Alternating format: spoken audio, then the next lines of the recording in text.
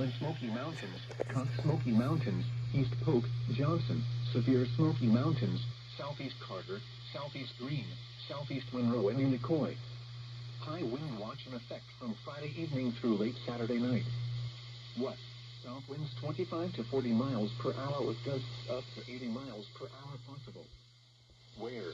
Blind Smoky Mountains, Smoky Mountains, East Polk, Johnson, Severe Smoky Mountains, Southeast Carter, Southeast Green, Southeast Monroe, and Unicoi counties.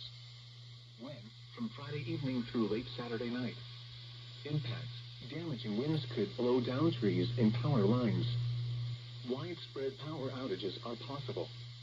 Travel could be difficult, especially for high-profile vehicles. Additional details. Once high winds arrive, any ongoing wildfires could experience rapid fire growth Friday night into Saturday before widespread heavy rains arrive Saturday evening. Monitor the latest forecast and warnings for updates. This is NOAA Weather Radio.